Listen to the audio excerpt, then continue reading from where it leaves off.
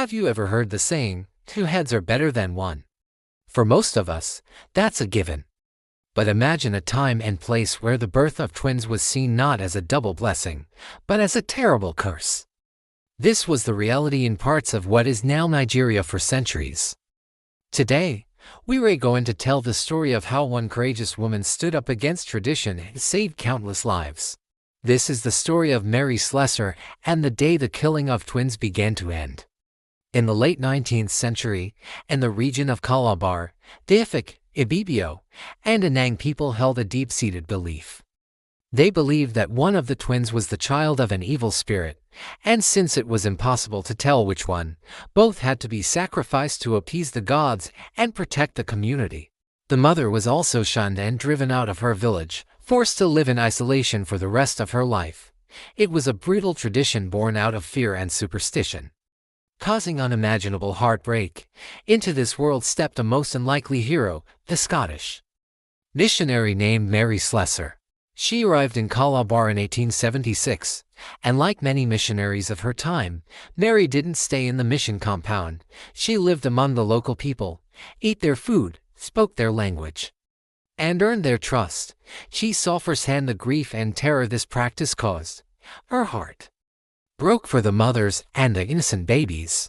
She knew she had to do something, but challenging a centuries-old belief was a monumental and dangerous task. Mary began by secretly rescuing twins. She would learn of a twin birth and, often under the cover of darkness, she would go to the village and take the babies before they could be harmed. She raised them as her own. Her mission house soon became a home for dozens of children who otherwise wouldn't have survived their first few days of life. She even adopted a baby girl, Janie, whom she had personally saved.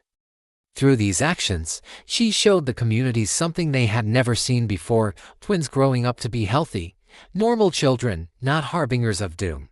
But rescuing children one by one wasn't enough. Mary knew she had to change the law and the mindset.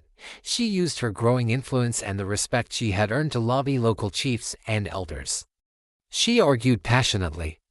Using both logic and compassion, she explained that the birth of twins was a natural occurrence, not a supernatural curse. Her arguments were bolstered by the living proof she had in her home of the happy, thriving children she had saved. Her persistence was relentless.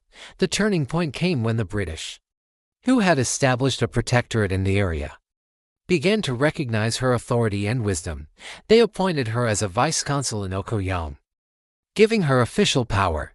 With this authority, Mary Slessor presided over local courts and was able to officially ban the practice of killing twins within her jurisdiction. Her ruling, backed by both her moral authority and colonial power, marked the beginning of the end for this tragic tradition. While the belief didn't vanish overnight, her actions started a chain reaction of change that spread across the region. Mary Slessor's legacy is immeasurable. She saved hundreds, if not thousands, of lives and helped to change a cultural mindset. She proved that one person's courage and compassion can truly move mountains and challenge even the most deeply entrenched traditions. Her story is a powerful reminder that progress often starts with one individual who dares to see things differently and refuses to accept injustice. Thank you so much for joining me on this incredible journey into the past. If you found this story as inspiring as I do, please give this video a thumbs up and hit that subscribe button for more stories of forgotten heroes who changed our world. See you next time.